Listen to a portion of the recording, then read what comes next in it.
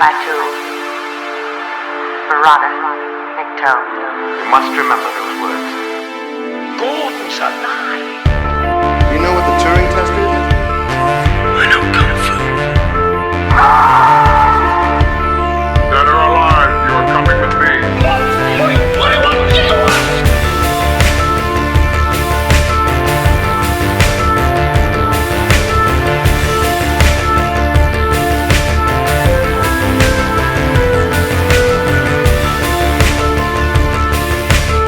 My God, it's full of stars.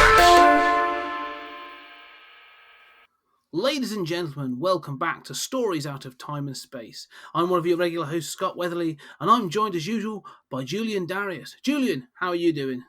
I'm doing quite fine. How are you doing today? I'm good, and ready to travel in time and complete my loop. We'll see. Yes. So as you might guess, today we are going to be talking about Looper, and I think it's going to be that Julian and I are going to take quite differing stances on this film. Although, having watched it this time from a critical standpoint, it may be a little closer than I suspected, having thought back on it. But let's go on to do a quick a quick couple of words from you, Julian. What are your initial thoughts on this film before we get into the plot and everything? I sort of had heard that there was a major new science fiction movie that was amazing that I needed to see. This is either a wonderful thing or a very ill omen. And in this case, it was an ill omen. Yeah, I mean, my initial response was that, okay, cool opening. There's stuff that I like. Then it very quickly goes into stuff that is just not good. And it always has to do with time travel. It always has to do with how, uniquely, uniquely thoughtless it is. So, I mean, I'd say like the first thing is like the Looper from the future kind of dying, and it's like I start seeing problems, but I think, okay, lots of movies have problems. We'll see how this resolves. And as it goes on, there's still some stuff that I like. I love that flashback sequence. But by the end of the movie, yeah, I mean, all I can say is this certainly is in the running for the worst ending of all time in my mind. What about you? I take it you had a different reaction. Yeah, it's one of those sort of. I do really enjoy this film, and I think it's in a sense of sort of like it's fun for me. This film is ridiculously fun, and I kind of like the fact that it tells you like not to think about the time travel like repeatedly. Like several characters actually say to you like, "Don't think about it; it'll fry your brain." And it's almost like I find it quite charming in that it's sort of trying to tell you sort of like, we know that this doesn't really work, but just stick with me because it'll pay off. And then, like I say, I think the ending is probably the weakest part of this. But I don't know. There's something about this film that I just enjoy, and I think part of it is the performances. I think this is probably the last time Bruce Willis really sort of committed to a role in any way. But yeah, it's an interesting film. But watching this time, I definitely found some moments where I was scratching my head and I had to sort of skip back to make sure I understood what I thought was happening was actually happening. Well, I just want to say real quick that I am a huge fan of joy, and I am a huge fan of any movie that brings you joy. I can't imagine what you enjoy about this, and I want to hear it, and I really want to explore that and get into that. But I as we've said before on this show, if anyone disagrees with us and they like something, or you and I disagree and we like something, hey, if you like it, you win, right? You get a movie that you like. Awesome. And that's the thing. It's about if you love it, you love it, and fair play. But we will be getting into this one a little bit. So let's get into it. So, written and directed by Rian Johnson, starring Joseph Gordon-Levitt and Bruce Willis, both as young and old Joe. Emily Blunt, Jeff Daniels, and Noah Sagan. They're the main sort of characters I thought to pull out. The plot really is in 2074, time travel doesn't exist, but it does 30 years in the future, where it has been criminalized. However, the mob use it to disappear people. They are sent back and shot by hired gunmen called loopers. They work for a period and then their future selves are sent back and killed, closing the loop. Joe is one of these loopers. When his old self arrives, he goes on the run to change the way his life is about to change the way his life is about to end. I'll round it out about that. But let's get into the first thing. The general underlying concept of this is this idea of loopers and sending people back 30 years to be killed off and their bodies disposed of. Yeah. What are your thoughts on this? This sort of. All right. Well, okay. My first impression was, okay, this is a mildly clever idea. I mean, the opening is just kind of a guy, snap, he's there, and he's instantly shot. And, seeing that the guy magically appear like that is kind of cool. I don't really think it's very clever that they can't dispose of bodies in the future. But the thing that I find, first of all, also I think that the looper's entire job is to fire one gun at a set time. Like, this is not a cool occupation, really, right? A robot can do this. And then I also think, like, okay, these future employers have this money in the future. They've sent this guy back in time to kind of run these loopers. If you can send somebody back in time to kind of run those loopers, like, you can just set up a bank account, gain the interest, and just keep doing this and take over the world that way. I'm not sure, like, why does I know, like, time travel is illegal, but why is the mob the only people who are doing this? I mean, it doesn't really matter because it's just the setup. I think the thing I object to the most, though, is why in the world do you have the looper kill them for their future selves? Like, you could literally have any other looper do this, any other one of these killers. Why in the world would you be like, it's your time to die, just to stick that knife in, I'm going to make sure you kill yourself. It almost feels like a union rule. Like, it's a union rule that, like, well, if you're going to do this, you've got to be able to kill yourself off and you get the golden payoff. So you can go off and you can spend your 30 years. And this is the thing that really sort of bothered me in this one, was the 30 years. Was this idea that sort of like, you get a golden handshake. When your thing comes through, you then get 30 years to enjoy yourself, and eventually you are then going to get captured and sent back to that moment for you to close the loop and to be killed off and your body disposed of. Fine. It's 2020 today, right? Mm-hmm. So in 30 years, it'll be 2050. But next year, it'll be 2021 and 2051. And so that 30-year gap keeps moving. Yeah? So what happens when you catch up to the time that time travel's invented? 30 years on from the moment time travel's invented, does that mean that they've got to stop doing this? So or do they go back even further? And why 30 years? Why not even further? Why not sort of arrange this so you actually go back to the Wild West? Like, that would even, like, you'd never find the bodies then. Yeah, no, that's exactly sort of, what I was thinking. And you could, I'm not sure about that kind of, like, sliding time scale. But, like, there's so much you can do with time travel. And you can kind of get around this by saying it's somehow more expensive every year you go back or something like that.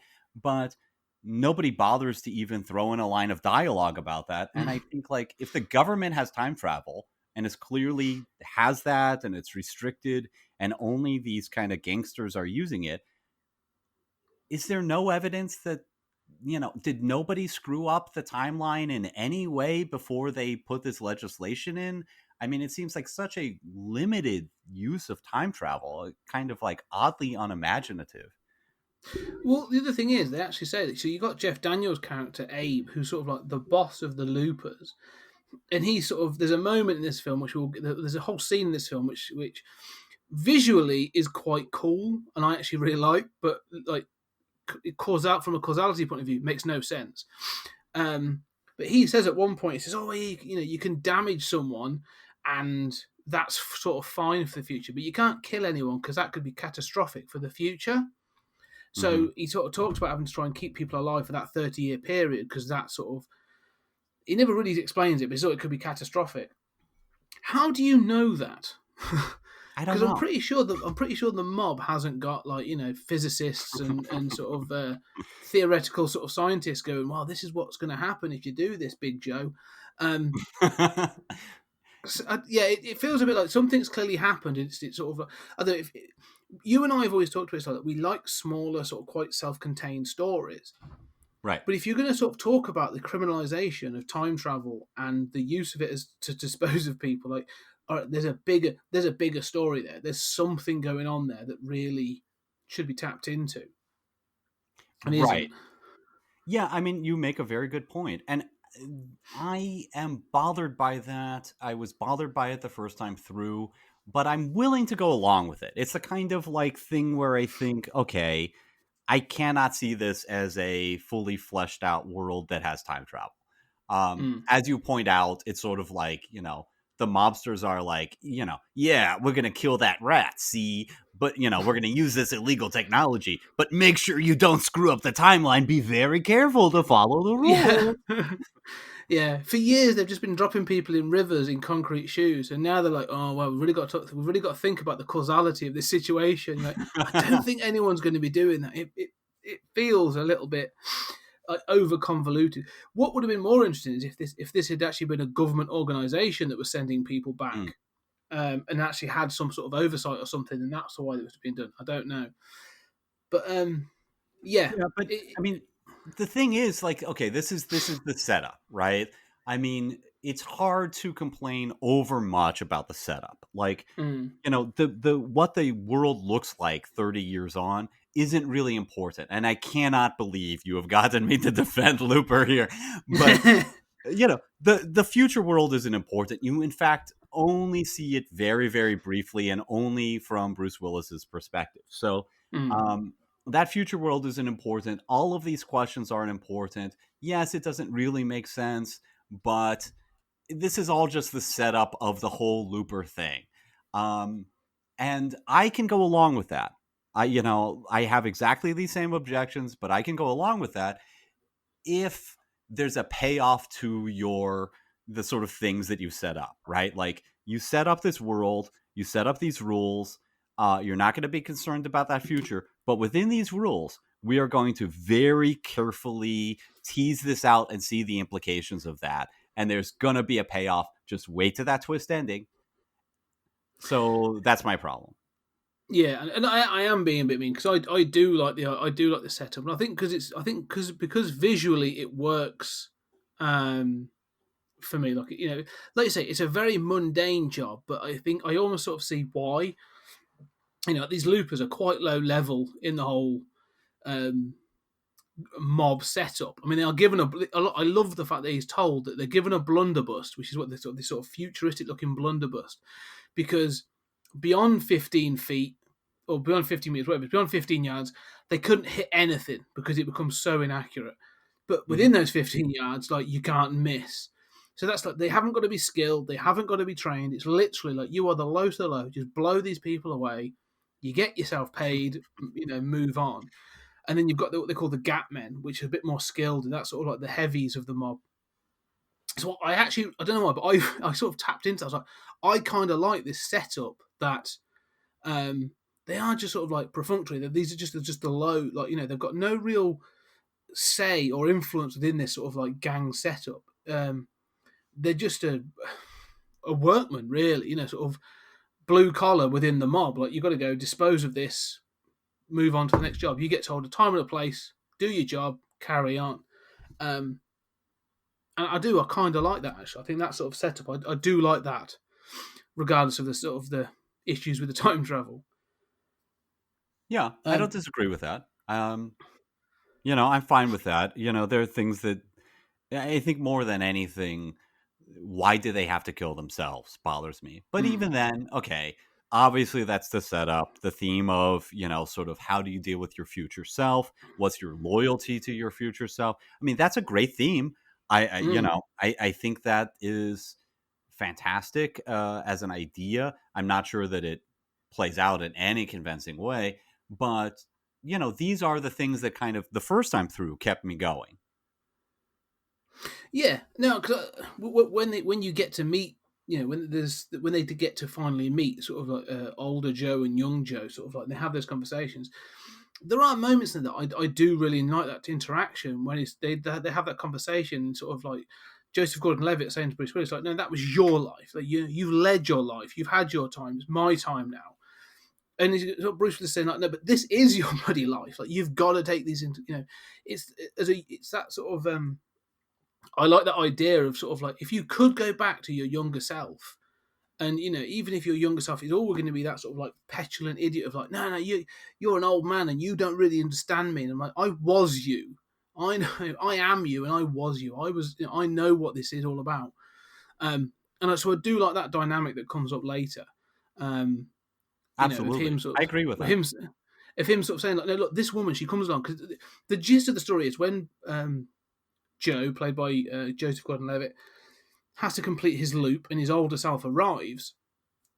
You find out that Bruce Willis, who plays the older self, goes on the run. And he's doing all this because at some point in the future, after living quite a hedonistic and violent life, he finally meets someone who like completes him and sort of makes him settle down, and he becomes happy and all this other stuff. And he's like, no, and you find out, I'm going to spoil the crap out of this, but you find out that she's been killed. So he wants to change things so that doesn't happen. Hmm. Um, and so you can get into the whole thing of does time travel change the future? But like and he's trying to say like, look, this is gonna happen. There's only so much I can change back here because you've still got to meet her in this future. So you've still got to have that sort of like period of traveling around in order to meet her. And so he's like saying, look, it was my life, but it's your future life. You've got to do this. So I do like that sort of being able to talk to his younger self. That's one of the things I really like in this film. Um, Yeah, I yeah. agree. I mean, let me say something positive and then something negative. Um, you know, uh, it wasn't that long ago that The Good Place concluded. Mm. And, at the end, it sort of goes unknown number of years, kind of, the idea is millions of years, and you kind of see how they all evolve and you kind of follow them out, right? Mm-hmm. We're spoiling Looper now. I'm spoiling The Good Place. Yeah. But I felt like this is an okay emotional ending, but people change, and I know how those characters would change, and they're not really allowed to. They still have the same kind of idiosyncratic personalities and intonations, and Mm. so one really good thing about this film is the idea that people can change and that Bruce Willis, Mm.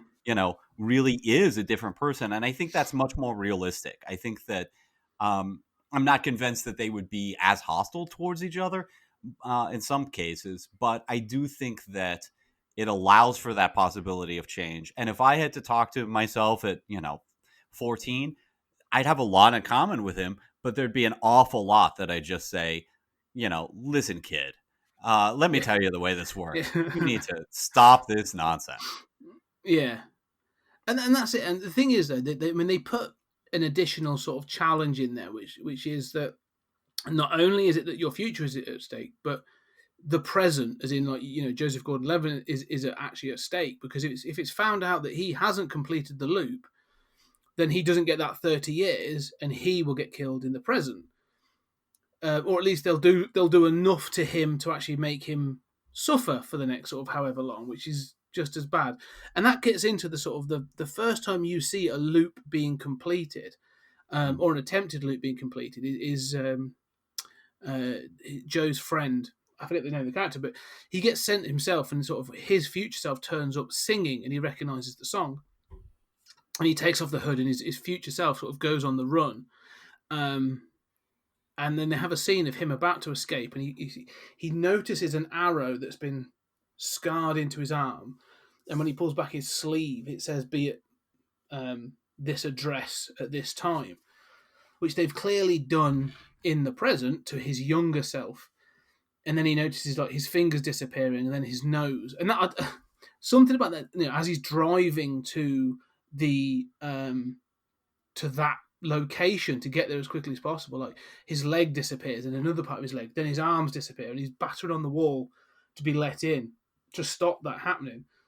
And visually, I really liked it. I think it looks really good. It's one of the things that sort of drew me into this film in the first place. The first time I seen it. However, like you say, now I go back and watch it, I'm like, my brain can't accept that because Right. he's, you're telling me that his 30-year younger self has just had his leg cut off, but it's only just affected you as you're driving a car, which says that you actually got into that car and you ran to this thing and you've done all this other stuff with a leg. And I'm Yes. like, now it's sort of like causality doesn't make sense because you're sort of like, with that event you've just done in 2020, let's say, it's 2074. So the thing you've done to the young person in 2074 hasn't had a causal effect for 30 years. Right. So it's sort of, that's where that's the one thing I was really sort of like, oh man, this is where it's, if they hadn't have done that, I could go with certain bits, but it sort of feels like, even if they just kept it like he lost a couple of fingers or his nose, I'd be fine with that because you could live for 30 years and not really worry. Right, it wouldn't change that much. No, but when they start to cut off his limbs, I'm like, oh no. Yeah. Like I start to struggle with that part of the film. It looks great. It looks really cool, but I agree with you. I mean, I think it has a kind of like body horror as he's kind of disintegrating, but it is probably the first case where you begin to get a glimmer that this is really a profoundly fucking stupid movie. And, like, it is a movie about time travel that literally has not given any thought whatsoever to time travel. Has no idea. It's just wildly inconsistent. No idea what it's doing. And it's exactly that problem. Like, it's kind of like, Back to the Future, right? Where like you see, oh, he's disappearing, right? It's kind of like a magical version of time travel. And so the problem with this isn't just that, like there is a version of time travel in which you could have this guy not disappear when his younger self is killed, right?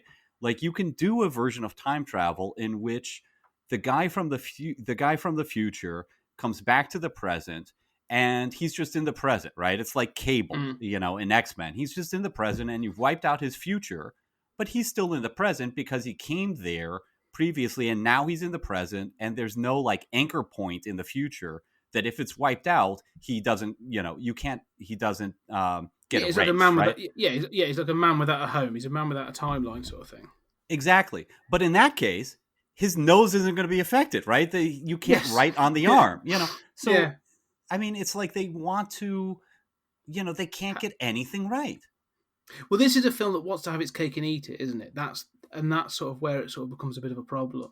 Because they do play with these ideas again. I mean, like, later, in order to get Bruce Willis's attention, Joe Gordon-Levitt sort of writes Beatrix into his arm. Because that's the diner that he goes to when he does his sort of his looping. But I think there's a nice joke in there when he says there's a waitress that works here at the weekend called Jen. Yeah, would have been shorter. And I'm like, that bit. I was like, it's things like that. It's the writing in this I actually quite like. But you're right that as you say, the consideration to time travel it just doesn't work because it's that conversation then in the diner when like Bruce Willis is like Joe Gordon-Levitt tries to sort of break it down, and Bruce Willis is like, it doesn't matter. Otherwise, if you keep doing this, we're going to be sat here like drawing fucking diagrams, and it's just going to take forever.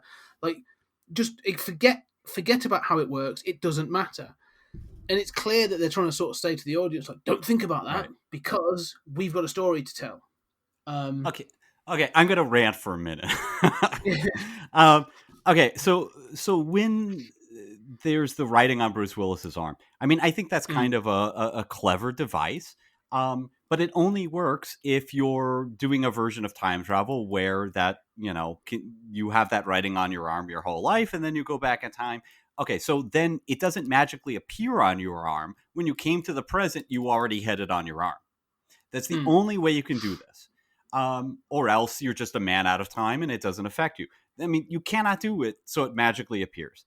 I mean, this is dumb in the first place. The other thing is, I can kind of forgive that in the case of the earlier guy who, first the writing appears and then he sort of disintegrates. But specifically in the case of Bruce Willis, you've had this sort of flash forward where you see Gordon Levitt become Bruce Willis. And I actually think that's well done. In fact, that's the one part of the movie that I remember liking. However, that entire plot is about him finding this, of course it's an Asian chick, right? And falling in love and changing his ways. Now I have to imagine that entire sequence, which she was standoffish towards him. Now she went over to him and was like, who's this girl that you have written on your arm? Yeah. Why in 30 years did he not have that removed? You would have to believe that. And there was never a conversation lying in bed, I'm in love with you. Yeah, but who's this Beatrix?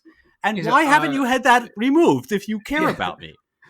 Well, the thing that they try and explain it as well, don't they? There's a format, because we're going to have to get into the whole timeline thing again here, because they actually show you two different timelines in this film. Mm-hmm. Yes. And so there's this idea that they say that, Bruce Willis tries to explain at one point that as they do things differently, so as they change things, he has headaches, and so he gets new memories, and he gets it becomes crystal clear to him what Joe Gordon-Levitt is doing, which is used as a plot device to know where it becomes almost it becomes a plot device at the end, so that when Joe Gordon-Levitt's almost trying to hide out from him, he's like, well, I can't do. He's going to know. He basically knows where I am, and he knows he's going to know what I know, sort of within instance of me knowing it. And it's sort of again, I'm like, okay, I actually I find that kind of interesting when we get into the whole Terminator segment, which we'll get into.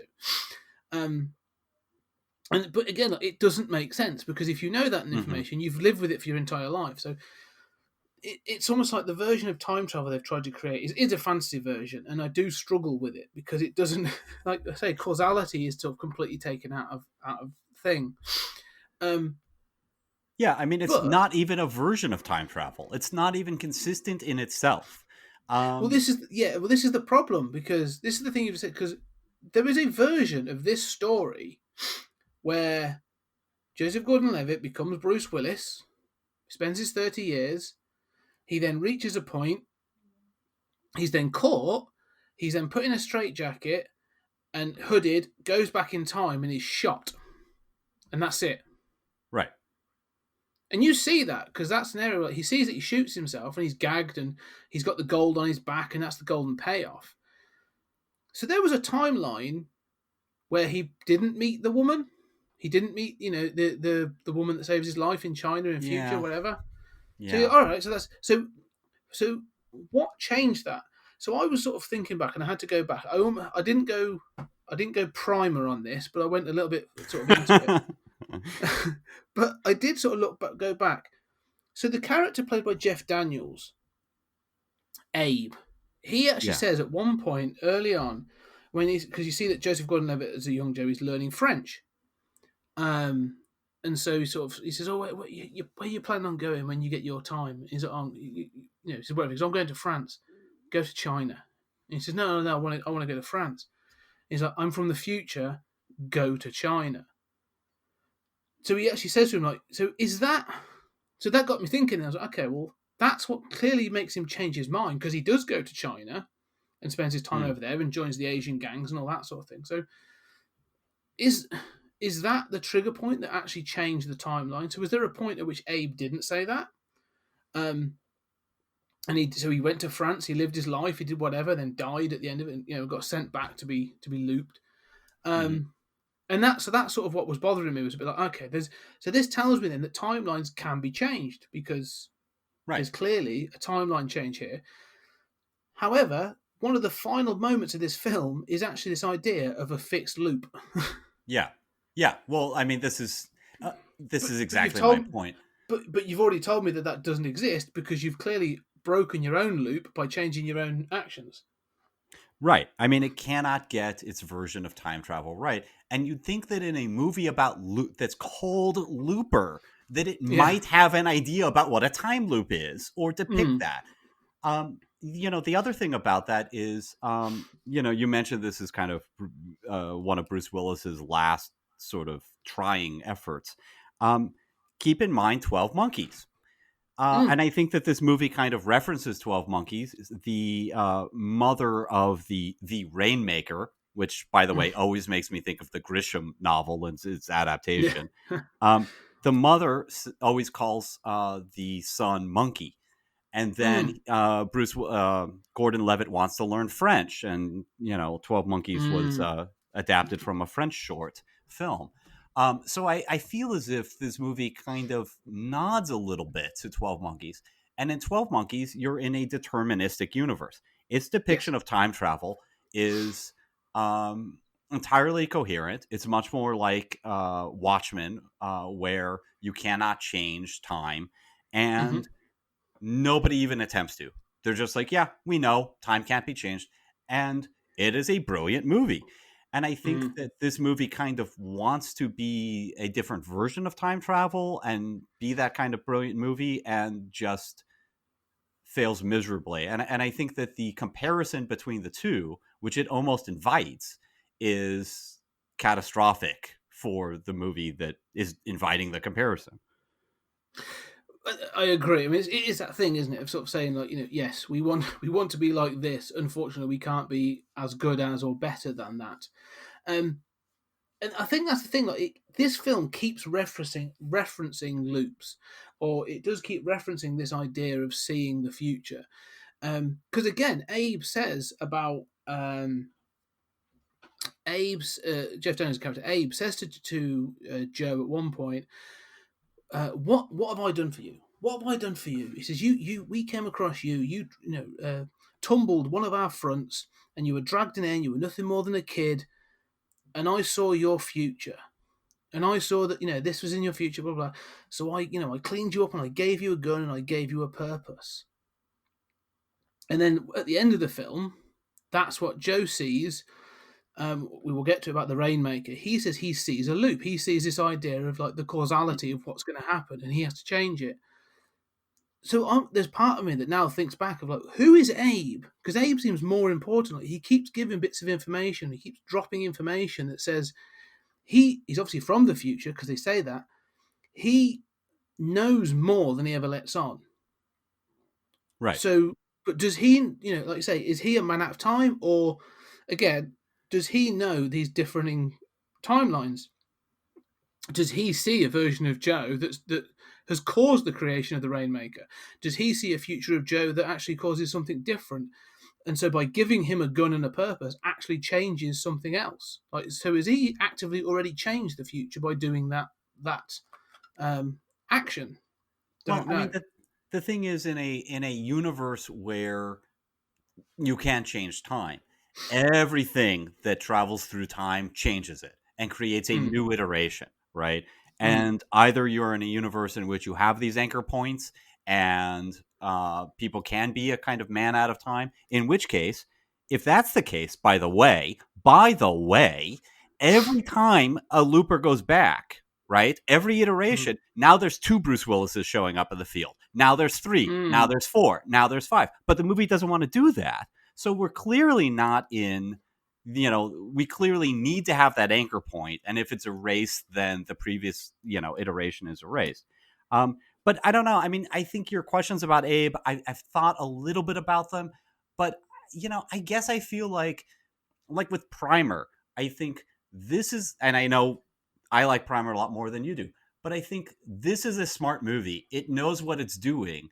Thinking in this way might yield dividends, right? Like they might have thought about this. They might, know a kind of secret to what's going on here.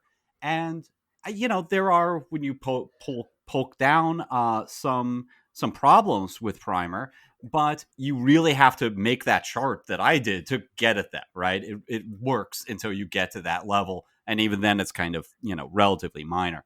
Here, I feel like, in a movie that is this dumb about its most basic element, why, I don't understand thinking about that. Just No, personally. no. I think it's one of those things that I think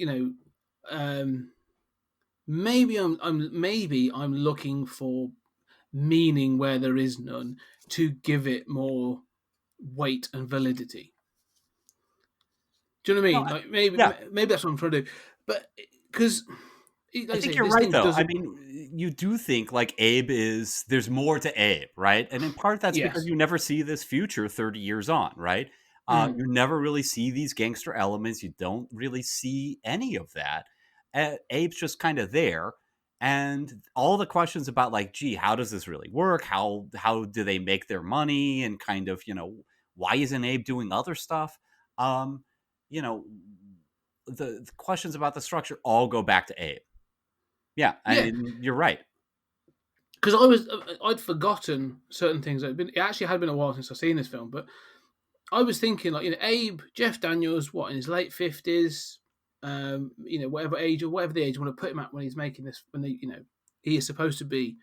Mm-hmm. There is a younger version of him about somewhere in 2074. So, like you said, there are Right. two versions in that year of him: the older version, which is now running the loopers, and then the younger version, which is about somewhere. And I was kept thinking, like, is one of these Gap men going to turn out to be his younger self? Mm-hmm. And like they haven't tried to make it as obvious as sort of Joseph Gordon-Levitt's makeup, but that I thought, oh, then maybe that's going to come out and be a part of it, but it never comes out. It never sort of that was not never part of it. So I think I'd fooled myself, which made me think like there's more to that character.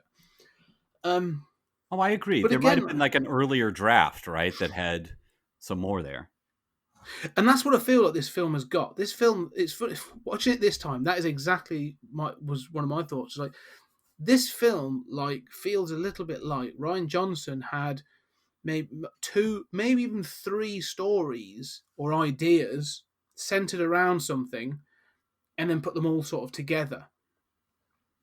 Because one of the things you get, one of the main thrusts of this film is you find out at some point that all the Looper contracts are being shut down. So in the future, 30 years in the future, all those future Loopers are being hunted down and sent back quite quickly now. It sort of seems to be coming to a bit of a thing where they're trying to close the whole thing down. And it's this new sort of like gang leader, gang lord or whatever, called the Rainmaker, who's doing this. And so one of the things that Bruce Willis does now he's come back is to find out who this person was 30 years earlier and kill them off. Because he's like, well, if I can kill them off, then I can stop this from happening. They won't come after me. They won't kill my wife, and I can just live happily in the future. So hopefully I should just, as you sort of said, Back to the Future style, just disappear. And so you sort of get the information, and it sort of becomes a little bit like, again, sort of homaging something else. It becomes the Terminator. Because he's got three houses and three bits of information, and unfortunately, he's got there's three sort of pinpoints, and he loses part of the map because his younger self takes that. So he goes off to kill these other two children, in order to try and sort of save the future, as it were. And so sort of that feels like another layer that they've added onto this film that sort of, feels a little bit. It could have almost done without it. Like you could have sort of stuck with the whole thing that was before without adding that on top, and had to deal with this idea of having to kill your future self and deal with that and everything. Could have been just as interesting on its own. So adding this in feels a little bit extra and a bit sort of forced, Right. in order to give you that potential emotional impact at the end. Yeah, I agree completely. I mean, I think that ironically, some of the scenes that I do like are with the telekinetic kid. And I have some problems with them, like, why after you've killed the guy, does the room explode? I mean, there are a lot of just kind of like odd, bad directing choices in this movie. But in addition to the telekinetic bit, sort of like, you have to imagine a universe where it's basically just like ours, except it has A, time travel, B, telekinesis, right? Yeah. But then there's a third element, which is not as important, of there's this like one hover bike, right? Yeah. And I keep thinking, like, you see nothing else hover, and every scene with a hover bike is just embarrassing, right? Like, I Yeah, mean, it it looks doesn't look good. okay. No, it doesn't look good, and also, like the first time you see it, it speeds away, and like the exhaust kind of like, surprises somebody, blows them backward, in a kind of Mm. like almost comedic way. And then later on, like it speeds around Bruce Willis's van, and it's like, didn't you hear? Even though this looks terrible, I can forgive that. Didn't you hear it coming? You know, uh, Yeah. that always throws me out of it. The, the So the I weird wonder, like, thing about why doesn't anything else hover? well, this is the weird thing that there are sort of like it's almost like part thought out because there are other things in this film because there's no need for it to be a hover bike. Like, Hmm.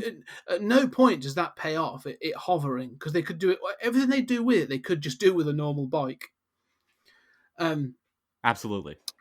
But one of the things I do like about that from a technology point of view is the clear thing that they've had to retrofit old cars with solar panels. So it's almost like oh yeah, there's an impact on fossil fuels, or we've banned them, whatever it is. And so you do see these older cars with like solar panels like strapped to the bonnet and the roof, and they've obviously had to retrofit sort of power cables into the engine and stuff like all that in the background. I kind of like. I'm like, oh, that's actually a really cool idea. And then, I like do you say, too. you've got this sort of hover bike, and you're like, oh, it seems really incongruous to everything else you've got, but I, I'm not going to worry about too much. Okay, so I mean, this all gets to a much deeper question, right? And I think that Looper is actually a incredibly interesting movie in terms of criticism and what it necessarily says about criticism and the critical arguments that it invites. So what you've suggested is that like there are these elements that are just kind of cool. They don't really, Mm, or at least they were thought to be cool by the creators, and they are just kind of thrown in a kind of mishmash, and there isn't a lot of thought given to how time travel works or how these different elements, why they need to be together. It's just like, hey, the plot's going to have a telekinetic kid. We got a hover bike, so. Um, I mean, to me, that is a kind of like uncontrolled narrative. And that's more pardonable if it is a kind of comedic film or if there are indications that it doesn't take itself seriously. Um, mm, one of the most intriguing things, and I think one of the best defenses of this movie possible, is you saying it's fun and that you enjoy it. The first time through, I had a few things that I enjoyed, and this time I did not enjoy virtually anything. But I think like that conversation in the cafe where Bruce Willis is, basically saying, "Don't think about time travel." He mocks, like if we do this, we're gonna wind up diagramming with straws, yeah, And I think, yeah, actually, somebody really needed to do that. And yeah, and the way I take this movie is that it is a very serious movie. I think it's trying to be not just a clever, little harmless distraction, but I think it's trying to be smart. I think it's trying to be a sort of like 12 Monkeys, uh, manifesto of a clever movie with a twist at the end that feels like a gut punch and is you're like, oh wow, boy, you know, I feel like all the indications are of that. And really that conversation is Ryan Johnson saying, yeah, fuck you critics.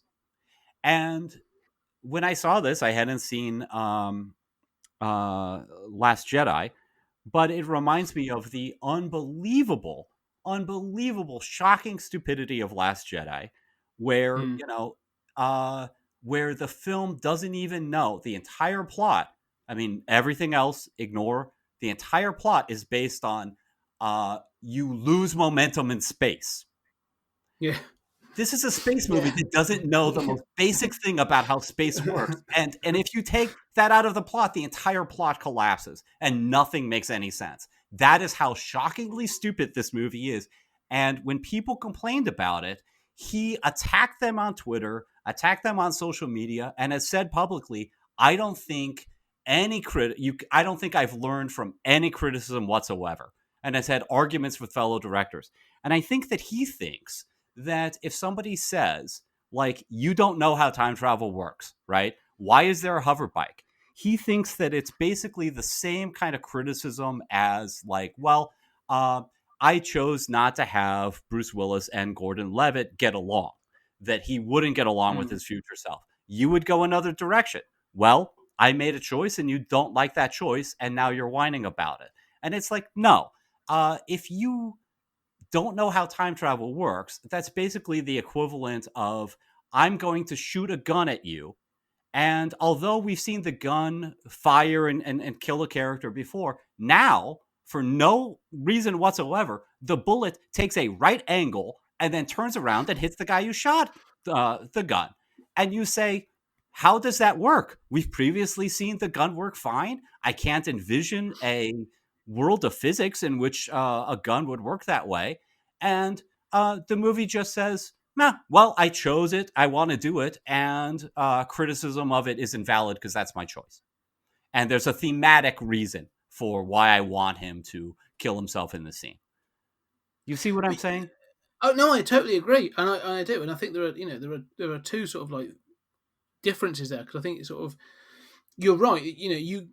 There are there are character sort of decisions in creation, and then there are technical decisions, aren't there? And that's the thing. It's like you say, having older Bruce Willis, that's the point. You've seen this person change over time, and if you've lived for 30 years, you could well be like a very different person. So, going back and speaking to your 30-year-old self, like, yeah, there probably would be times when you'd be like, oh, you're such a little prat, I can't stand you. That's fine. Like, I get that from a character standpoint. But like I said, the technical point there are certain technical things in this film that are inexcusable, and I will admit that without reservation. Like, they just don't work. And you're right. I think the time travel element of this just doesn't work at all. And the more they layer into it, the less it works. Like, the more it falls apart. So by the end of the film, like, it makes no sense. I'm expecting Bill and Ted to turn up and try and explain it. Like, it makes no sense. Because the thing is, like I say, but from a character, and this is the thing, I think Rian Johnson is actually he's a character writer and director. Like, I like some of the stuff he writes. Because I like the character of Joe, like the way he changes. I like the fact he's a bit of a prick in real, as the Joe Gordon-Levitt sort of younger version. But when he writes those smaller films, I really enjoy Knives Out. I really enjoy Brick. I think they're really good. But they say when he tries to introduce these science fiction elements, like, I just don't think he gets it. Like I say, he doesn't understand the mechanics of it to make it work. Yeah, there is nothing to defend. Like, you are totally right. There is nothing to defend it because it does just fall apart. I enjoy the character interactions and I like some of the action and stuff. But like, yeah, the mechanics of it is terrible. Well, and I think people look for different things in different movies, right? Like, I am somebody who detests most sitcoms, and I have a lot of friends who they love. I have a lot of friends who love Friends, right? I have a lot of friends who love, Parks and Rec, and I think, oh, okay, I kind of like those characters. But part of the joy of those shows is just seeing those characters. You fall in love with those characters. You want to see what they do every week. I am almost immune from that. I'm very uninterested in character by itself. I want to see how that character functions within your plot. So, like, their urge to save their child, will be important in the plot, and we'll see how it causes that character to be usurped or not, hopefully in a poignant way. That's what I care about character. So for me, like, Primer has very little in the way of character. That doesn't bother me at all. And it's not that I'm immune from character, but I sometimes think like my brain is a little deformed relative to the norm. And so I dig what you're saying about, like, this working on that sort of basic character level. And I do think that is one of the strengths of the film, the sort of idea of, I think the poster was kind of like there was a poster for it that was like a playing card, Mm. where Gordon Levitt is on one side and Bruce Willis is on the other, and that's brilliant, right? I mean, the idea, the basic emotional idea behind this works super well. Oh yeah, I agree, and so whenever they do add emotional elements into it, like I really like it. There's a moment in this film where let's get into the whole thing. There's this idea of the Rainmaker, because there's a couple of things to do with that I really like. So this thing that this gang lord in the future that's killing off loopers and other things, he's taken over the gangs in the future. He's the reason, obviously, that future Joe, Bruce Willis, has been hunted down. So that's why he's trying to do this thing. And he has these three names. So he gets his sort of like Sarah Connor moment where he will then go and he has to kill these sort of three kids. And he starts by doing it. And there's a moment when he sort of sneaks into this garden and he has to kill this little boy. And it's okay, from all the technical stuff away. Like I'm asking myself, like, is he really going to do this? Like, can he sort of kill this child? Is this a case of sort of sacrificing the one to save the many? But then they're all gangsters, so does it really matter? How does it change the future? And in the end, it's just killing a kid, and he does it. And then when he runs out, he sort of runs across the road. And I think it's a bridge or whatever, but he sort of holds himself up against this sort of structure, and you can see the look on Bruce Willis's face, like he's hoping to all hope that was it. All I had to do was kill this one kid, and it's done. Am I going to be sent back? And it doesn't happen, and the look on his face is like, it's that, oh God, I've got to keep going. Well, and I'm also, like, I just killed an innocent, right? Exactly. He's like, you can see that there's the regret of like, I've got to do this, because like, he's trying to put all that behind him. I've got to do this to do what I think is right, or at least what I want my wife back. And so in that moment, I'm like, I'm trying to sympathise with him, but I can't, because of the actions he's taken. But I'm almost like, but I understand the hope, that moment of like, I hope it was just this once, of like, I've had to do this horrible act, but I'm hoping it was just a one-off. And when it fails, he's like, it is just like, oh man, on to the next one. And so there's moments like that. I'm like, that's really cool, and that's where I think Rian Johnson sort of thrives, that in those moments, because he does carry on. Because you've then sort of it's been highlighted that Joe has this relation with this prostitute, and she's got a kid, and sort of like she's like the tart with a heart, the sort of hooker with the heart of gold kind of thing, and which is a real cliche. I mean, they are trying to tap all those noir cliches as throughout it. But again, like, it's this thing of like, he's got to do this, and unfortunately, it's the third kid he gets to. But that again, I'm really enjoying. Like, enjoying is the wrong word, but it's working for me on that level. Of, like, I'm with these characters. Well, I agree with that, actually. I mean, I enjoy dead kids, just on principle. In all seriousness, I confess that I do identify with that, and I do like that Bruce Willis goes through with it, right? I mean, I think that takes some guts to depict that and have that character basically be in the position of the Terminator. And I identify with that character in that moment of having to do this terrible thing and feeling bad about having to do it, but knowing this is for the greater good. I came here to do this. I've got to follow through. I agree. I like that dynamic. And yeah, so it has its moments, so that sort of thing. Unfortunately, like, again, the flip side of that is that you then get the fact that, like, young Joe has actually gone to this farmhouse, which was the third or the first house, whichever way you see it, and just so happens to be the kid, and the kid just happens to be this telekinetic kid. You've seen, I would say, sort of like minor telekinetics. They're able to levitate a coin, and that's about it. This kid's got full on like X-Men style powers. Like, he's off the charts. And it's sort of, you eventually learn that this kid will grow to become the Rainmaker. And you don't know why until the end. And I'm just going to run through this because it's sort of, in my head, this is the problem I have with, this is the way it starts to fall apart right at the end. So they all sort of turn up at this, they all sort of, convene at this farmhouse. There's always one of these things. And there's a moment where Bruce Willis is carrying on with his Terminator moment, and he's about to try and kill the young child that's got telekinesis, because he thinks by killing the kid he will stop the future. But Emily Blunt, who is the kid's mother, won't get out of the way. And Joe Gordon-Levitt sees this sort of like connective tissue of all these events that are going to happen. Like the old Joe will fire, he will shoot the mother, and instead of killing the kid, it then sort of spurns the kid onto anger, which then leads to revenge, which then leads him to become the Rainmaker. Which then, this is the loop that you're supposed to be sort of like, oh my God, that's the loop. And you say, okay, so that then triggers the loop, which then triggers the takeover of the gangs, which then leads to the killing of all the loopers and closing of the contracts, which then leads Bruce Willis to come back and do all this thing. That's supposed to be the loop. But you've already seen a time where that doesn't happen. Right. So it's right.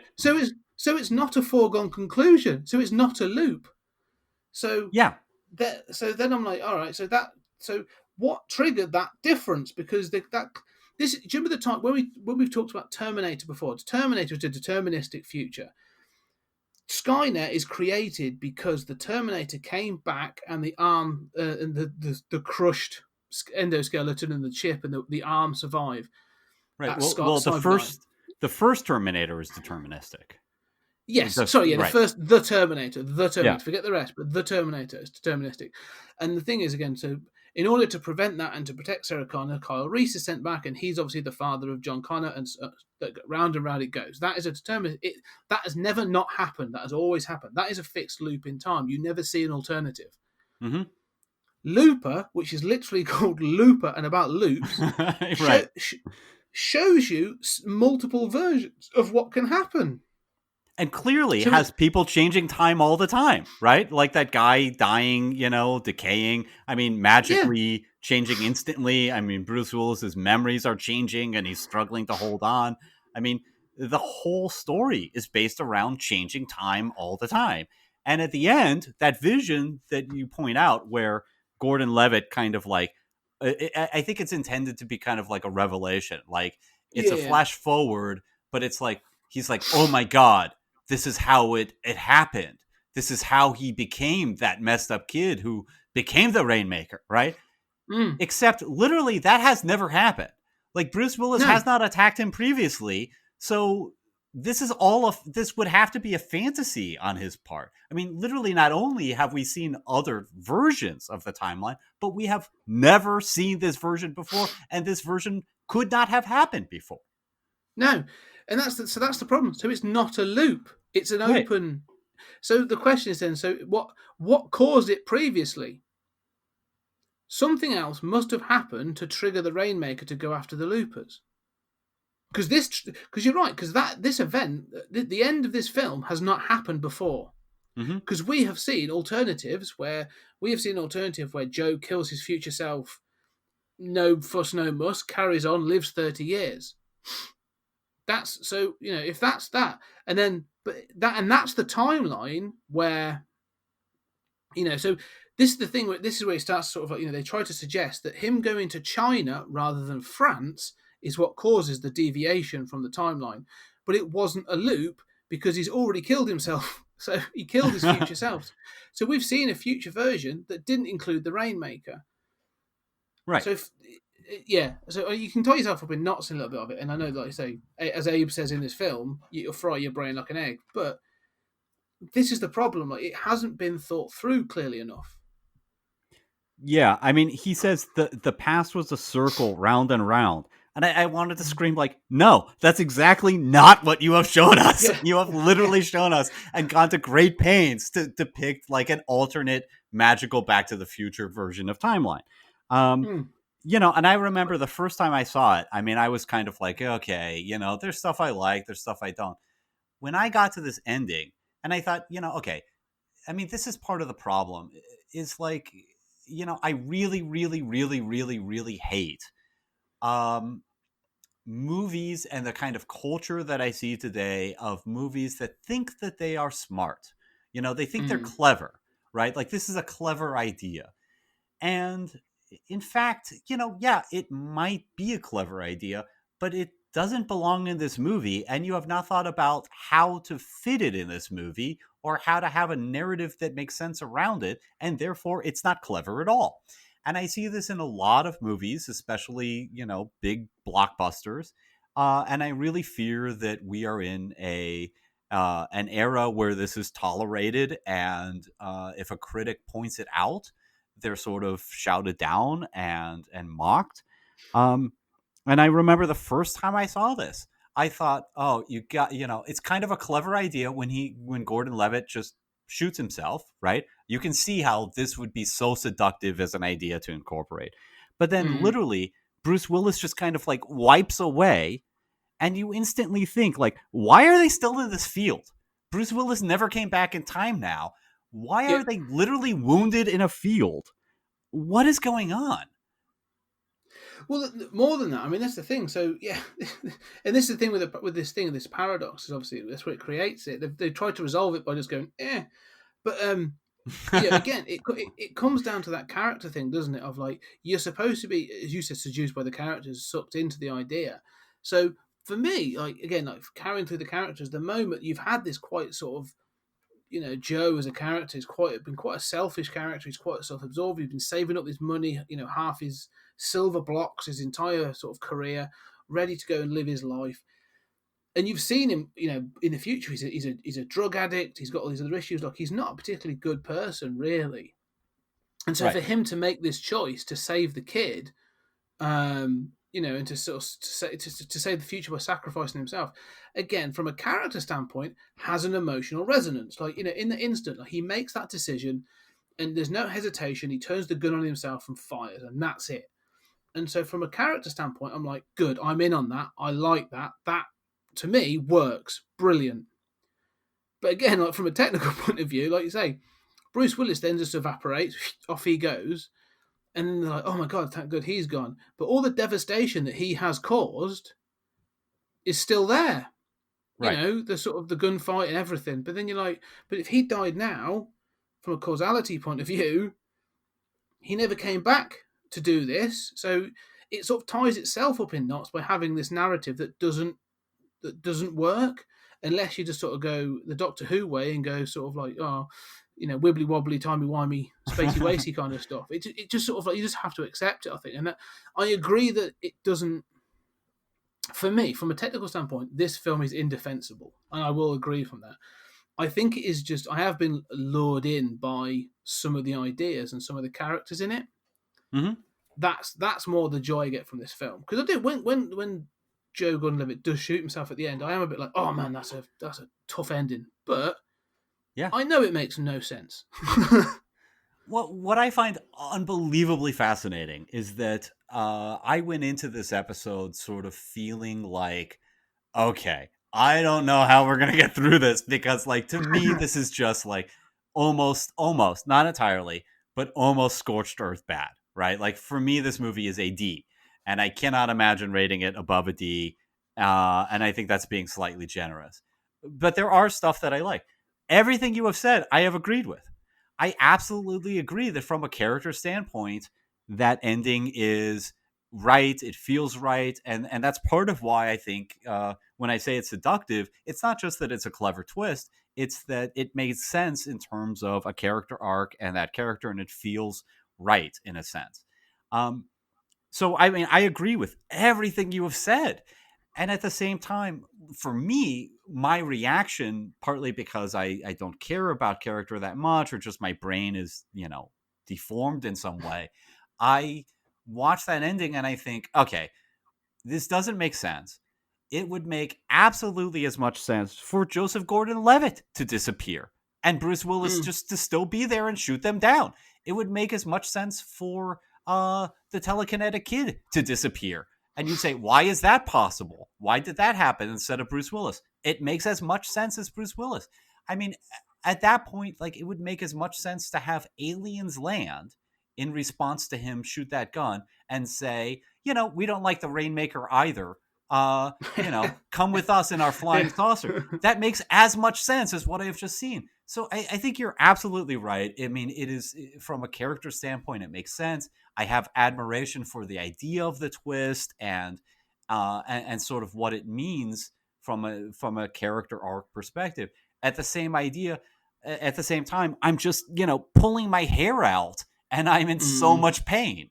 And I think that's part of the difference of different movie audiences, and that's part of why I have trouble enjoying like some of these Marvel movies and things like that. Is to me, I think like, yeah, that's kind of clever. I sort of observe what other people are enjoying, but I'm physically in pain thinking about aliens landing. Yeah, and I do agree, and like I said, I can't I couldn't defend the time travel in this at all, even and other things as well. Like there are other technology things in this that make no sense, and the ending itself, like she sort of the other thing is obviously then you get the very end of the film is Emily Blunt, the telekinetic kid's mum, has got the silver, Joe Gordon-Levitt's silver. And so it's like it's basically a setup of like, oh, right, they've now got a sort of like a fixed, a set future. They're now secure in their future, and you're like, okay, great. Does that mean that everything's better? You've still got a really tantrumy sort of kid with really dangerous telekinesis.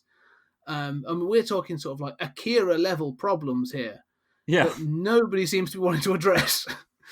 yeah. And so that's sort of that's the thing. Sorry, so the other thing is from a character thing as well. So Emily Blunt is another. They keep dropping this thing about redemption or facing up to your mistakes or the things you've done in the past, because she admits that she is the kid's mother, but she had him very, very young, and it was clear that she wasn't able to sort of raise him properly. So her sister came in and took him away, and she sort of let her take the kid away.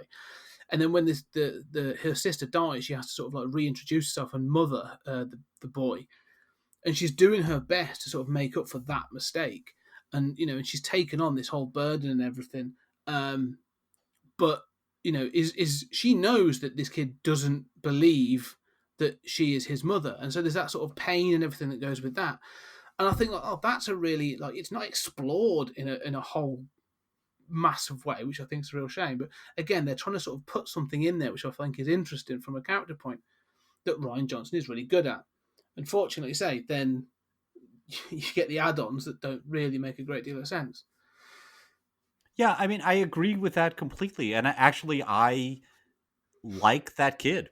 There are a few moments where there are lines of dialogue by different characters that aren't well delivered, but overall, I like that kid. I like that kid's kind of fascination. I like his rage. I mean, it always reminds me of the Twilight Zone episode with that, sort of telekinetic kid who controls the town. Yes. But so I love that stuff, and I love everything you're saying. I love redemption stories. I love the idea that we can take responsibility for our mistakes and grow as people. These are beautiful things. I agree with everything you're saying. I just have trouble getting there. I know what you mean, because one of the most frustrating things about this film is I do really enjoy it, but it's one of those that you think like I'm enjoying this, but like I say, I can't justify or defend these or the technical elements of all this because it's clearly, like you say, not been thought out. But if this had been given, like if Rian Johnson had shared screenwriting scripts, screenwriting sort of time with somebody else, another set of eyes that could have said, like, I love all this stuff you're doing over here. This is really cool. Can we just think through this? Like, can we just draw this out and see how this works and just make sure that we are actually, hitting the right moments and we're actually doing this from a technical standpoint? Like, it's one of those that sort of like, for me, is again, we go back to Inception. One of the great things we said about Inception was like the action was good. The concept is it's okay. I had some issues with that, but overall it was great. The one thing I always come back to with Christopher Nolan, for the most part, is sometimes I'm quite cold to his characters. And this is almost the opposite, where I'm like, because I love with Nolan, I love the concepts, I love a lot of the sort of the technical stuff and the sort of the way it's sort of carried out and the presentation. But then there's bits that leave me cold. With this, I'm enjoying the characters and sort of like elements of how it's presented and stuff. But technically, like it's a bit of a fudge. Is the best way to describe it. It's sort of all right. Well, just I feel a bit like Bruce Willis. Like it doesn't matter. Don't think about the time travel. I'm not going to draw you a diagram because it doesn't make sense. So let's just move on. And I can sort of feel that that's like Ryan Johnson working through a Right. character. Well, I agree with that characterization of Nolan, and I think that one of the things I like about him is that, yeah, there can be plenty of things that you find problematic or you don't quite believe in the premise, but once a premise is set up, and I have no problem with telekinesis being in the same story as the loopers. I mean, I'm willing to forgive the parts of that don't make sense to me, but once you set those things up, I want to see what are the implications. And so you're right that from a character standpoint, this is stronger. I think that one of the things that comes out to me is another way in which sort of this points to types of criticism or how we think about stories. That I think this movie is very it's as pretentious as a Nolan film, right? Like it's trying to be a sort of great movie that people are going to remember and a kind of, big deal. It takes itself very seriously to me. I don't think there's, there you pointed out that good joke in the sort of diner, but outside of that, I mean, there's not a lot of moments of humor. You've got Bruce Willis gunning down kids, Yeah. I mean, there's some dark stuff here, and it ends with this kind of twist that I think is supposed to be a gut punch. So I think it's very serious, and I could forgive really all of this stuff if it were a farce. If it were like Back to the Future or Bill and Ted, and it's like it doesn't take itself too seriously. It's a gag, basically enjoy the characters and go on this rip-roaring adventure. And I don't think it is a rip-roaring adventure.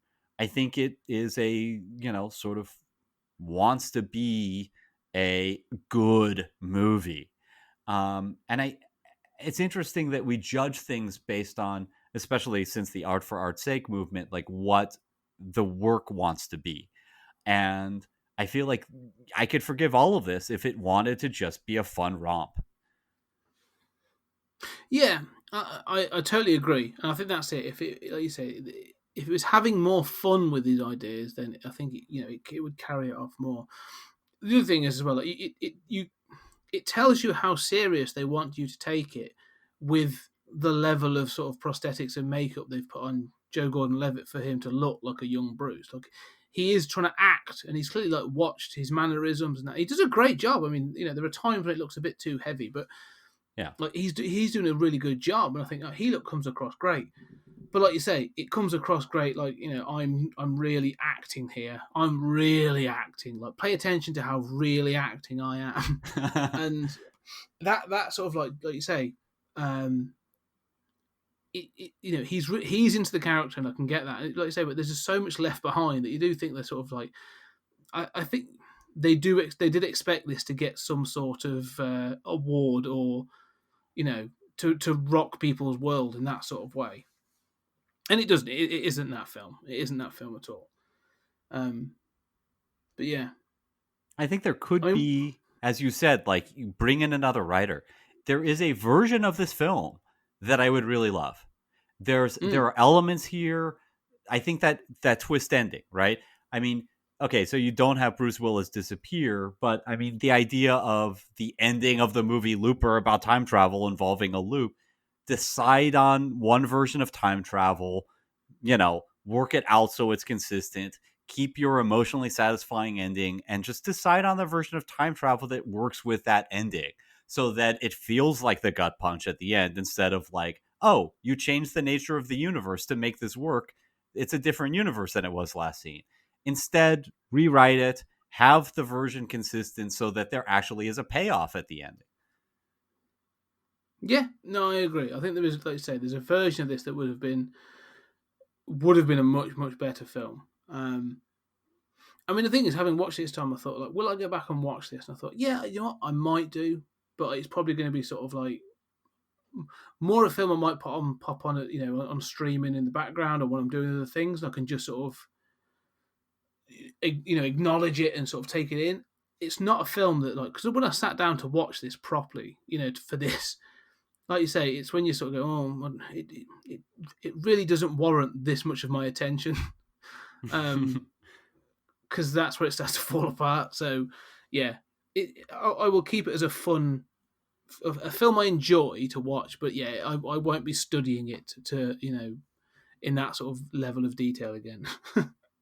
Yeah, I mean, I think that that's very honest, but I also just want to say I love the fact that it brings you joy. And I almost feel as if it really is some kind of like, I know a lot of people like this movie and people like, the Marvel movies and all of this stuff. And not that this is, I mean, this has a lot more ideas than most of that. But I almost feel like there's something wrong with my brain.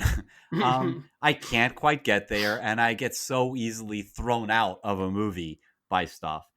Having said that, it depends what your approach is. And I think that we all have movies that we just love, and we know they are deeply flawed. Oh But yeah. we just love that character, or it just emotionally gets us, it touches us, or there's that twist that maybe doesn't quite make sense, but it just pulls off. It's done so well. It's got that Spielbergian, just like the magic works. And, and you think, yeah, that doesn't quite make sense, but damn it, it works on screen, at least Well, for I think, me. Yeah. well, I agree. I think a lot of that comes down to tone. Mm-hmm. Because we've talked about films, and we will put them on this feed at some point. But we've talked about like the early '80s Flash Gordon, Mm-hmm. and there is a lot to ridicule in that film. Like, that film deserves to be ripped to pieces. But you know what? It knows it, and it doesn't care, and it's so much fun for it. Like, it's one of the sort of weirdest, dumbest, odd films. But it bright and blessed in sort of in gold pants and wings. Like, it doesn't care. But it's all about the tone. Like, if that film decided to take itself serious and was like, no, we're going to be very po-faced and really sort of straight about time travel and interdimensional travel and blah, blah, blah, like, it would fall flat. But it's like, no, we've got Max von Sydow doing a real sort of like, sort of weird Ming the Merciless, sort of like, Yellow Peril, sort of like oddly racist thing. It's like, the whole thing's bizarre, but it works. And it's the same with this. Like, if this had lent into the sort of the action adventure element more, and really gone with the sort of the action element, like Time Cop is actually another example. All right, so if you take Time Cop, the Jean-Claude Van Damme '90s film, which you may get to one day, its time travel things like really don't work. Like, there are things in that film really don't make a great deal of sense. Like, there's an idea in that film about your future self and past self cannot share the same space. So if you touch each other, you both sort of combust. It makes it's like, oh, it's ridiculous. But it's not trying to tell, like you say, a Nolan level sort of like concept story. It's going, oh no, yeah, that's how we're going to deal with this problem of these two characters. But you know what? Jean-Claude Van Damme can do the splits. And that's it. And I'm like, I'm in then. I don't care. I'm down for that. It's all good. I'm going to let those things slide because it's silly and it's an action adventure film. I think that's the problem, isn't it? Tone is so important to these things. Yeah, absolutely. And, it also, what some of it is bias, like whether you care about characters or you care about structure, right? I mean, that's a difference that we bring. But you're absolutely right that tone makes a difference. And I think that I also find there's this weird thing that I have that I like a lot of bad movies. And I will defend a lot of bad movies, not claiming that they're great, which is the key thing that always irritates me when people do. But I will defend them as, no, they've got ideas and they're fun and they're better than most of this other stuff that people like. And I can absolutely defend it on that level. And I won't pretend it's a masterpiece. And then there are movies that, I think, yeah, this, if it's not a masterpiece, it's kind of got a shot there. It's actually a really good movie. And then there's this kind of like middle ground. And in that middle ground, there are a lot of movies that try to do something and have that tone of sort of being really serious and taking themselves seriously and trying to be, if not a masterpiece, like a movie that's going to be remembered forever.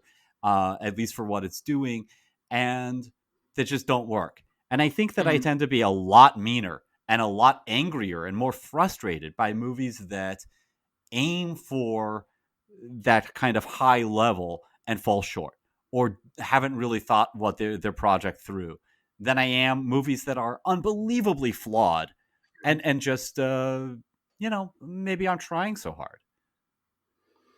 I know what you mean, and I think um, it's. I also think the thing is, it's about those things of sort of intent.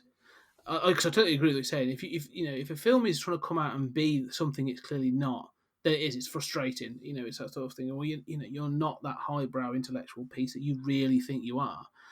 Um, but the other thing as well, sometimes there are films I think that are also really trying hard to be something, or they reach for an idea, and it's. I'm trying to think of a good example, but like if they do really push out for something that's really crazy and really sort of bizarre and do fall short or like fail epically, I'm a little bit more. I may not defend them, but I'm a bit more interested in seeing them. Hmm. Um, if they've really tried for something, it's clearly not been. I'll give it Cats, and this is not sci-fi, but it's maybe fantasy.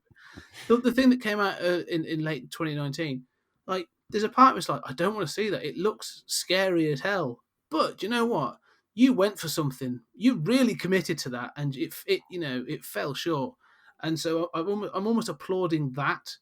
The effort, and that intrigues me because someone's clearly gone looked at those dailies or looked at that footage and gone, "Yep, that's the one."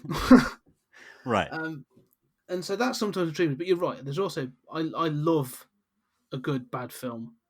Um, there are films I struggled. There are films I want to recommend to people, and I'm like, no, because you might think worse of me. But like, Yeah. so I totally know what you mean. Yeah, and I like I like some dumb action movies. I like some dumb romantic comedies. Hey, um, and I don't think that they're great movies, but I see something in them that I think is redeemable. But the standards are kind of so low, right? Like Mm. this is just it's it's intending to make its money at the box office. It's intended to be a mildly clever little take on the same kind of tale that you've seen before, and the chemistry's there. It's got an interesting shot or two, and that is really firing above its weight. um, and Yeah, no, it's harder to forgive the stuff that is like trying to be great and misses by a bit. yeah. No, I know what you mean. But I think so. I think we've really sort of we've made our positions clear on Looper. I think Mm.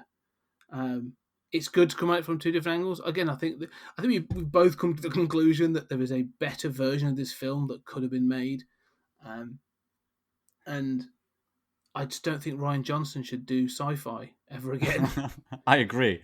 But It is. I learned so much by this discussion. In all seriousness, like it helps me so much to get out of myself and see.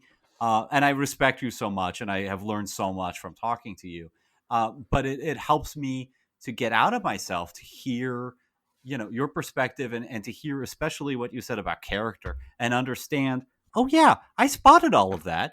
It just didn't affect me in the same way, or it just didn't like click in the same way. And it never occurred to me like I'm just absolutely flabbergasted by like, you know, how could somebody like this? I really wonder, how to do that. And then all the reasons you like it are like, oh no, I agree with that. I saw that too. It didn't affect me in the same way. And I just think that's fascinating, and it gets at our own subjectivities, and it gets at, we really can say a lot objectively about what this Mm. film is doing, and really we're sort of agreed on what the movie is.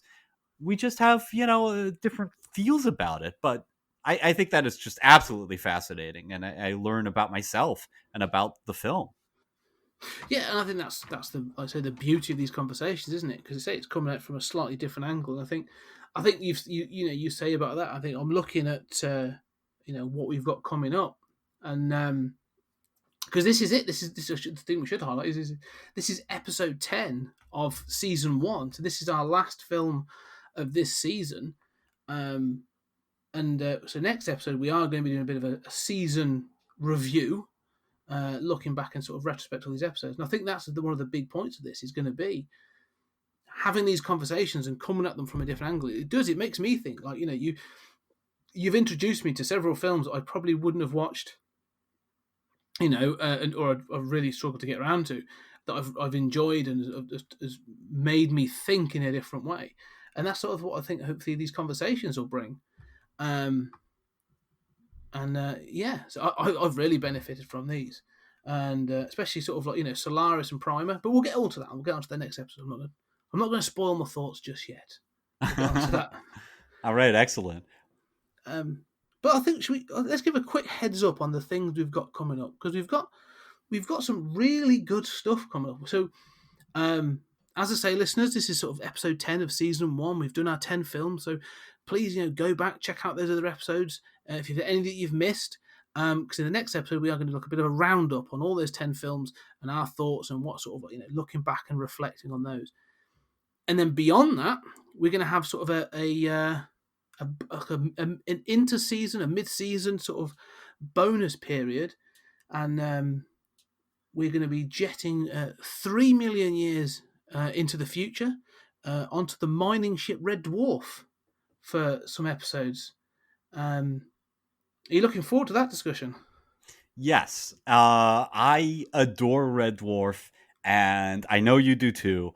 And I do. I think that both of us are fascinated by each other's experiences because, you're a Brit, I'm a Yank, and it's impossible to imagine your point of view, and I think it's impossible for you to imagine mine. And this is such an idiosyncratic, weird series that I love so dearly, and it really, in some ways, changed my ideas about science fiction. So I really can't wait to get into that and hear each other's viewpoints and hear. Yeah, I know you know a lot more about Red Dwarf than I do, so I can't wait to get into it and see what emerges. Yes, I can't wait. It's good. I've already started watching season 1. I'm prepping. I've started watching this. It's so good to go back to and watch some of those episodes. So yeah, I can't wait. I'm not going to spoil anything because I say Red Dwarf was sort of like such a big part of my sort of adolescence. So there'll be a lot to talk about there. So I think that's going to be sort of probably like 3, maybe 4 episodes, but probably about 3 episodes to cover everything in that's Red Dwarf. And then is it worth giving a quick rundown of what we've got in place for season 2? Yeah. I just want to say that we have selected 12 films from for season 2, and that sort of to say something about the process. I think both the second season and the first season, we sort of each agreed on some sort of films in that were mutual choices that we both sort of wanted to do, we both liked and wanted to cover. And then we'd kind of like go to our corners and sort of like propose, each, half of the remaining films. And, that's worked out fantastically. I really love the way we do this because it lets us talk about some stuff we both love and want to talk about, but then also like explore some stuff that we either haven't seen or haven't thought about in the same way. Yeah, I agree. I think the list for season 2 is very different as well. There's some great sort of high concept films and stuff in there. And well, you want to do the list? I shall give the list. I've got it in front of me here. So, as I said, this was 10 episodes, but this next season 2 is going to be 12 episodes. The first episode is Godzilla 1954 or Gojira. Number 2 would be Quatermass and the Pit from 1967. That's the Hammer version, so not the BBC TV show, but the Hammer version. Barbarella from 1968. Rocky Horror Picture Show from 75. Videodrome from 83. Transformers the movie, not the Bay version. We'll have the animated Generation 1 1986 version.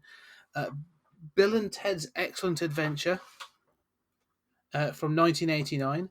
Mars Attacks, Tim Burton's Mars Attacks from 1996, Minority Report from 2002, John Carter, or John Carter of Mars, from 2012, Dredd. That's right. So the later Judge Dredd film from 2012 and Valerian from 2017. So that's 12 excellent films we've got for us there for next year. I can't wait. I'm smiling just to hear this list gone over, and I feel as if for the first season we kind of selected movies that yes we liked, but that we kind of like had a very high esteem of, that Mm. were not necessarily like our, um, you know, 4 or 5 sort of like best sci-fi movies, but were kind of like movies that we thought were in that range of really good stuff.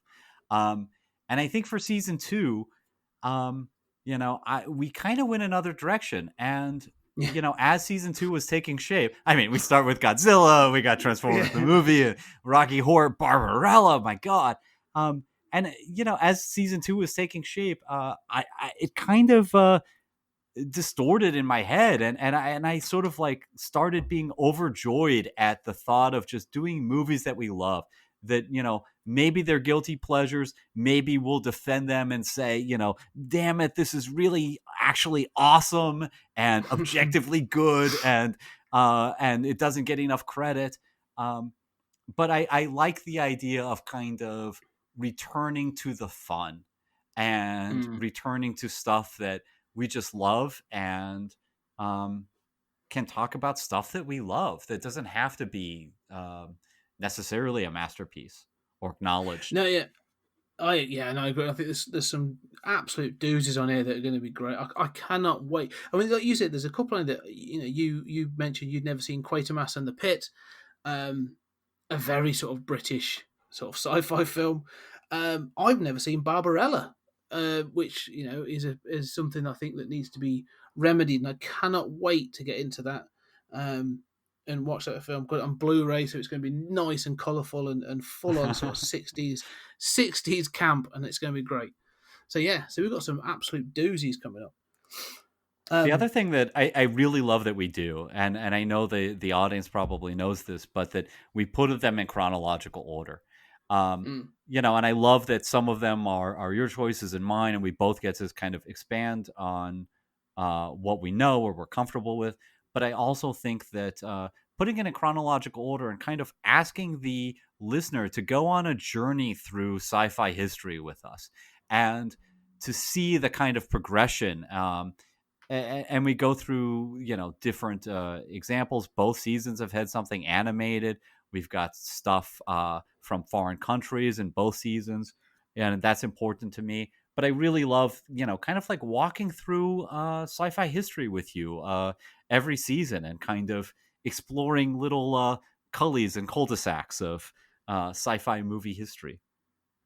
Yeah, no, I agree. And I think that's one of the things I'm looking forward to in our roundup next week. I've got these little thoughts in my head that I'm gonna, like I say, looking back at the films, especially ones we've done for season 1, and that transition over time from our first film, Forbidden Planet, 1954, through to Looper in 2012. That's a lot of time, technologically and sort of socially. There's a lot changed. So it is interesting to see how these films sort of reflect all those different times, and we can keep doing that. And I think there's some in the next season there'll be some big conversations around that. I think how those things reflect certain things in society at that time. So yeah, really exciting stuff. Absolutely. But yeah, but for Looper, I think we've had a great conversation. And so Julian, it was another fantastic conversation. Thank you very much. And a fantastic season. I have had the time of my life, and it is just something that I look forward to so much. I always leave one of these episodes feeling, high as a kite, and excited, and so happy. So this is just such a joy, and can't wait to keep doing it until I drop Yeah. dead. Yeah, we will keep going. But listeners, if you've got anything you want to comment on, if you've got any thoughts about the past 10 films that we've that we've spoken about, or anything we've talked about for the future, get in contact with us on Twitter. That's at PodTime. No, I forgot. I'll have to At check Pod now. Time Space, right? That's it, at PodTime Space. It went straight on my brain then. At Pod Time Space. Find us on Twitter. Get in contact. Let us know what you think. I blame Looper. Looper broke your brain on that one. It did. Trying to figure out that bloody loop has just broken me. But yeah, get in contact. Let us know what you think. If there's any films that you really think we should sort of do at some point in the future, let us know, and we'll get them in. Okay, but for now, thank you very much, Julian, and we'll speak again soon.